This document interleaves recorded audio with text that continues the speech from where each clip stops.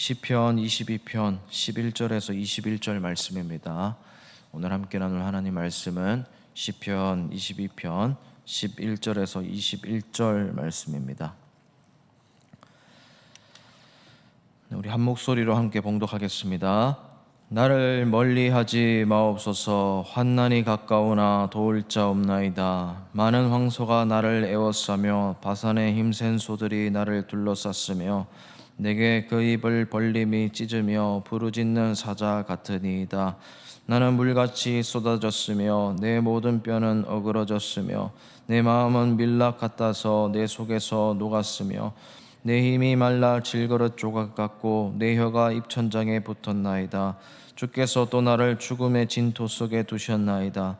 개들이 나를 에워쌌으며 악한 무리가 나를 둘러 내 수족을 찔렀나이다. 내가 내 모든 뼈를 셀 수 있나이다.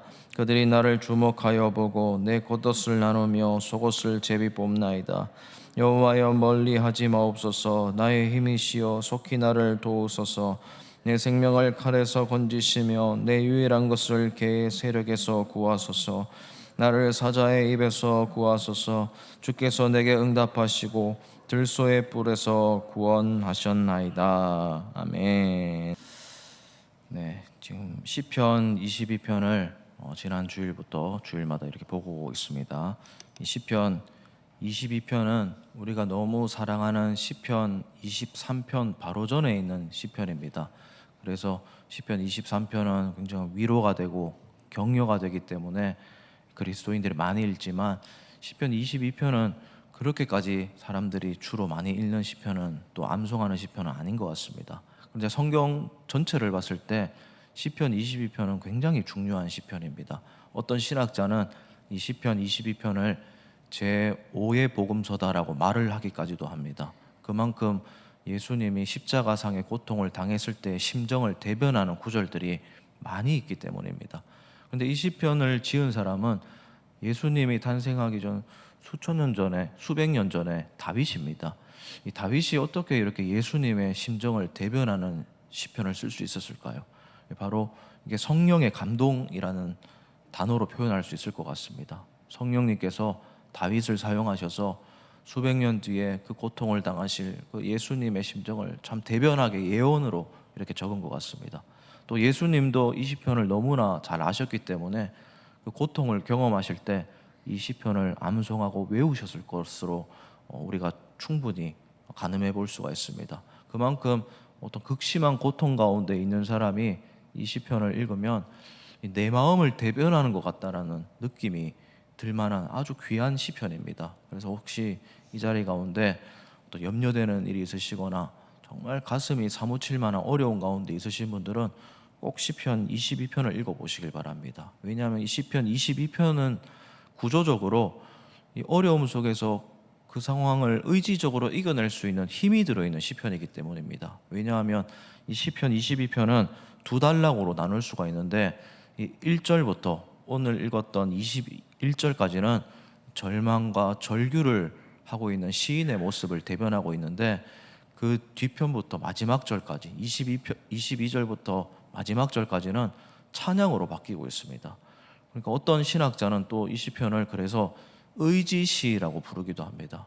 어려운 중에 있는 어떤 누군가가 의지를 가지고 찬양을 하면서 어려움을 이겨냈던 그 의지가 들어있다라고 해서 의지시라고도 부르고 있습니다. 그래서 뭔가 의욕을 상실했을 때, 지금 환경을 봤을 때 도무지 하나님이 안 보이는 것 같은 상황일 때 이 시편을 통해서 그 상황마저도 찬양으로 바꿀 수 있다는 사실을 기억하면서 이 시편을 읽을 필요가 있습니다.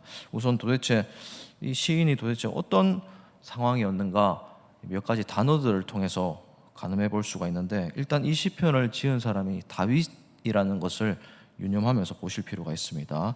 일단 12절, 11절부터 보시면 나를 멀리하지 마옵소서라고 말을 합니다. 이건 1절에서도 표현했지 않습니까? 어찌 나를 버리셨나이까 라고 말을 하는데, 여기서도 멀리하지 말아달라고 이렇게 고백하고 있습니다. 하나님께 말을 하는 상황입니다.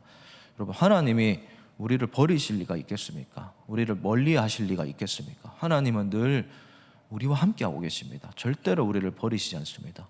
하나님이 누군가를 버리신 적이 있습니다. 십자가 위에서 그러셨습니다. 십자가 위에서 성부께서 성자를 잠시 버리신 적이 있습니다. 그 고통은 그 누구도 지금까지 경험해 보지 못할, 그리고 아무도 앞으로도 다시는 경험하지 못할 엄청난 분리였습니다.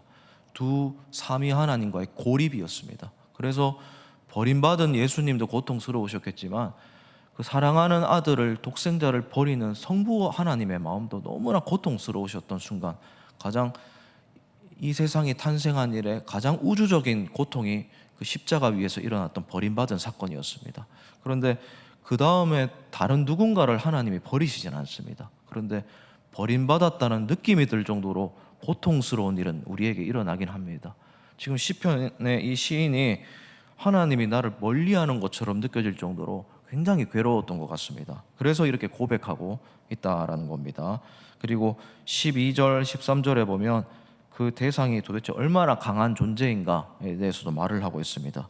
황소로 표현하고 있습니다. 이 바산의 힘센 소들이 나를 둘러싸고 있다라고 말을 합니다.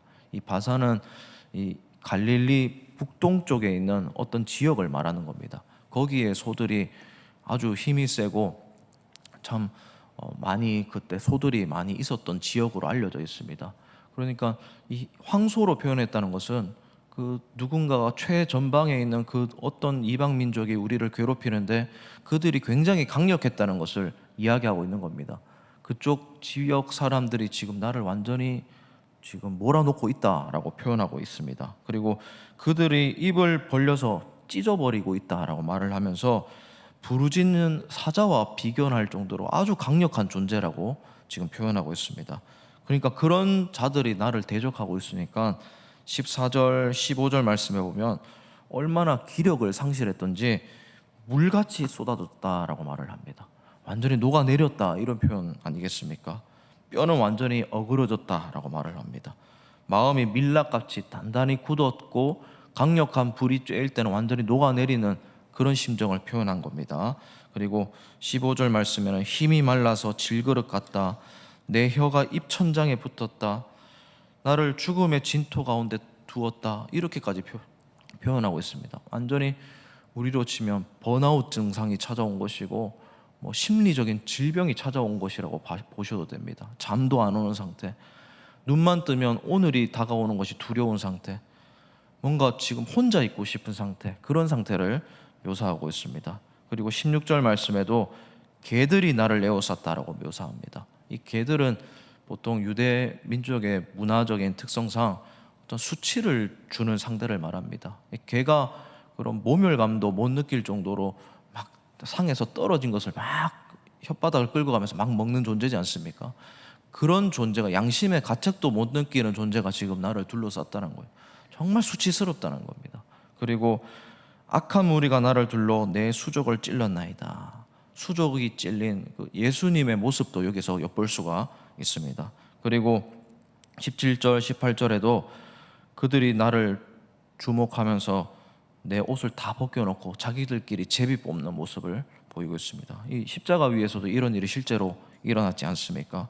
그러면서 19절 말씀에 또 여호와여 멀리하지 마옵소서 이렇게 고백하고 있습니다. 정말 얼마나 지금 고통스럽고 괴로우면 하나님으로부터 멀어진 것 같은 느낌이 들겠습니까? 내 신앙이 완전히 밑바닥인 것처럼, 내가 지금 하나님 안 믿는 것처럼 느껴지겠습니까?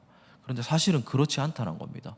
하나님이 지금 눈에 안 보이신다고 해서 하나님이 없는 것이 아니고, 하나님의 손길을 내가 못 느낀다고 해서 실제로 하나님의 도움의 손이, 오른손이 없는 것이 아니다라는 것을 기억할 필요가 있습니다. 시인도 사실은 알면서 이렇게 고백하는 겁니다. 왜냐하면 나중에 결국 찬양으로 바뀌기 때문입니다. 결국 하나님이 나를 구원하실 것을 알고 있기 때문에 그렇습니다. 그래서 21절에 보면 의지를 가지고 이렇게 하나님께 기도하고 있습니다. 나를 사자의 입에서 구하소서. 아까 20절에도 개의 세력에서 구하소서, 응답하소서, 구원하셨나이다, 이렇게 결국 나중에 22절부터 보면 찬양으로 완전히 바뀌고 있는데 결국 알고 있습니다. 너무나 괴로워서 이렇게 고백하는 것뿐입니다. 우리 사랑하는 성도님 여러분, 우리도 마찬가지입니다. 괴로울 때 이렇게 솔직하게 기도할 필요가 있습니다. 하나님, 지금 왜 이러십니까? 하나님 잘 믿으면 잘 되게 해주셔야 되는 거 아닙니까? 최소한 나는 그렇다 치고 내 사랑하는 사람들은 챙겨주셔야 되는 거 아니겠습니까?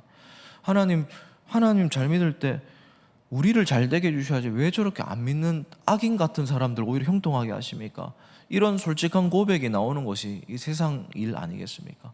그런데 그런 고백이 절대로 부끄러운 고백이 아닙니다. 솔직한 심정이고, 이미 다윗도 그렇게 고백했고 예수님도 십자가 위에서 그 하나님과의 분리가 얼마나 고통스러우셨는지 엘리 엘리 라바 사박다니라고 고백하셨지 않습니까? 그런데 결국 다 이루었다로 모든 고백이 끝마쳤지 않습니까? 여러분, 지금 시편의 이 시인도 마찬가지입니다. 결국 찬양으로 마치고 있습니다. 의지를 가지고 그렇게 살아가고 있습니다. 수많은 믿음의 선진들이 그랬습니다. 아브라함은 99세 때까지 자녀가 없었습니다. 야곱은 얼마나 고통스러운지 돌베개 베면서 울면서 잠들었습니다. 사도 바울은 태풍을 맞이하면서 죽을 뻔한 고비를 몇 번이나 넘겼습니다. 돌에 맞아 죽을 뻔하면서 교회를 그렇게 세워갔습니다. 다 그런 식으로 살아왔습니다. 그리고 우리도 마찬가지입니다. 우리도 지금 살아가고 있는 것이 중요합니다. 의지를 가지고 여기에 기도하러 왔고 찬양하러 왔고 또 늘 기도하면서 살아가고 있습니다. 예배를 잊지 않고 드리고 있습니다. 그러니까 눈에는 지금 개들이 지금 나를 둘러싸는 것 같고 바산의 힘센 소들이 막 우리를 막 압박하는 것 같지만 그 속에서 우리가 탄식하면서 솔직한 심정으로 하나님 멀리하지 말아주세요라고 말을 하고 있지만 결국 우리는 알고 있습니다. 결국 이 모든 일이 지나갔을 때 아침이 올 것이고 이 터널의 끝에 빛이 보일 것이고 결국 하나님이 우리를 구원하실 것이고 하나님이 우리의 절망을 찬송으로 바꾸어 주실 분이라는 것을 우리가 알고 있기 때문에 지금 여기서 버티고 있는 거 아니겠습니까? 이 세상에서 그런 일이 안 일어난다면 결국 가장 완전한 천국에서 우리가 완성된 하나님 나라를 볼 것을 너무나 확신히 알고 있기 때문에 우리가 이렇게 살아가고 있는 것 아니겠습니까? 사랑하는 우리 성도님 여러분, 오늘 주일 아침에도 우리가 이 사실을 기억하시면서 이 시편 22편의 고백을 결국 찬양으로 마무리하는 이 시인의 찬양을 우리의 찬양으로 바꾸어서 오늘 하루도 예배 속에서 하나님 만나시고 하나님께 경배드리시고 찬양으로 오늘 하루를 거룩한 주일을 보내는 우리 모두가 되기를 진심으로 주님의 이름으로 축복을 드립니다. 우리 오늘 말씀을 정리하면서 기도의 자리로 나아가겠습니다. 이 시편 22편은 예수님의 심정을 참 잘 노래하고 있습니다. 그런데 한 고통받는 한 사람의 노래이기도 합니다. 탄식으로 시작해서 결국 찬양으로 마칩니다. 우리도 이렇게 살아가고 있습니다. 결국 찬양으로 하나님께 영광 돌려드리고 있고 하나님 붙잡고 살아가고 있는 것입니다.